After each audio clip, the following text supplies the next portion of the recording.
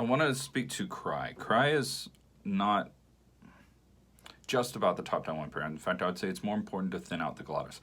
Not so much so that you thin out your sound, but that the glottis, it's like really thin and it feels like your voice is coming from back here. That isn't to say you can't have the resonance balanced with it and be singing where I have both the thinning and the top down resonance. A belt would move more towards the, let me try it up here.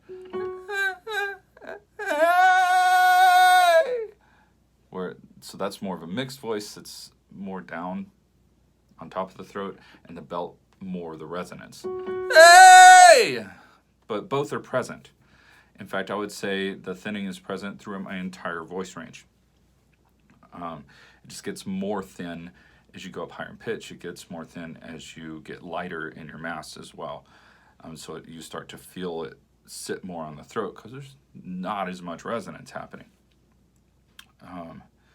So to get to that thin position, we've done the whimper already. We focus a lot on the top-down resonance and G position and stuff like that, but the thinning of the glottis is going to take a little bit more whimper. But instead of just a whimper, I want you to try that with pulse and release. So if we're going to do...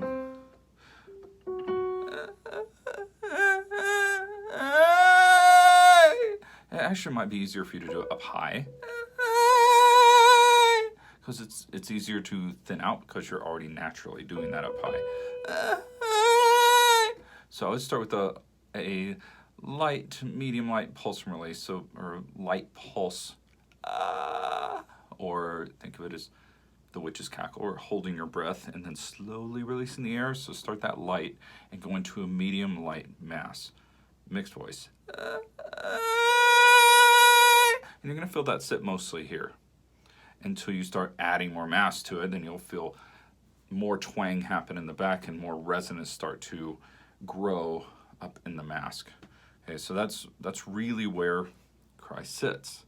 And it's not sob, it's like, it's I'm way back here. It's like pulling back and up versus down.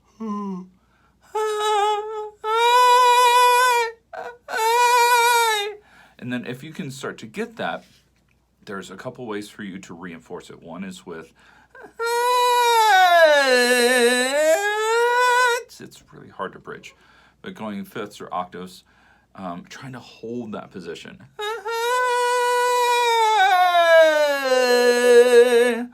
While adding resonance as it comes down into the chest voice. So if you don't have resonance, it sounds bad. Because it's just stuck back here and it starts to get twangy and nasty.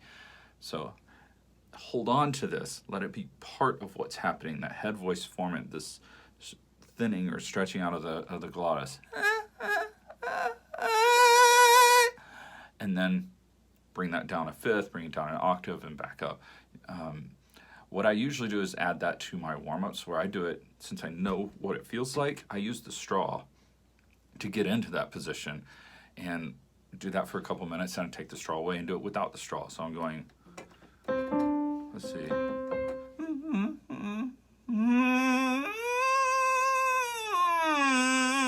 It's helping me thin out.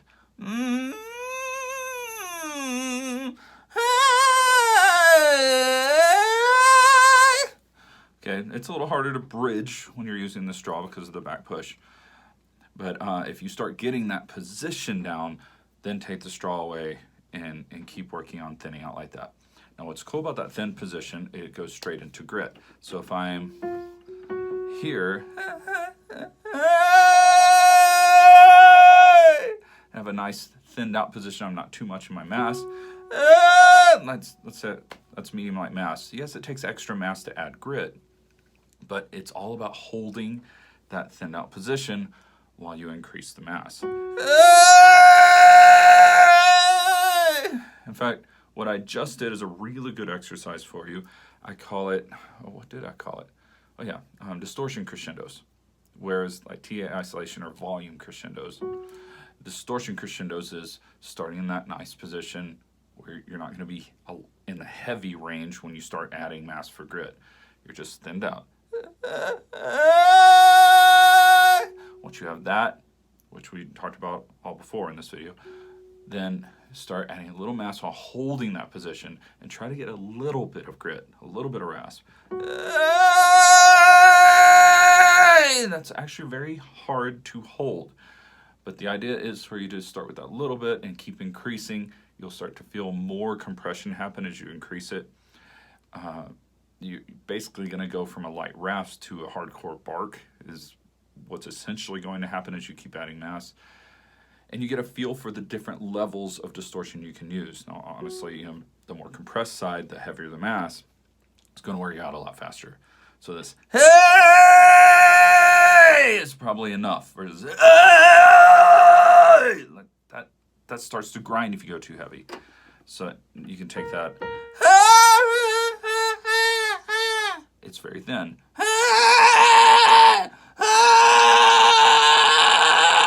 I have all sorts of levels there. I can get more into the mix, bring my voicing, my chest voice formant into it a little bit more. But I'm still thin. So I'm not having to get super heavy with it. And it doesn't get super compressed because I'm focused on thinning out and letting the glottis bleed air. So work on those distortion crescendos as well. Clean, you need to be crying more. You tend to push a lot. So cry it, man. Get into that thinning of the glottis.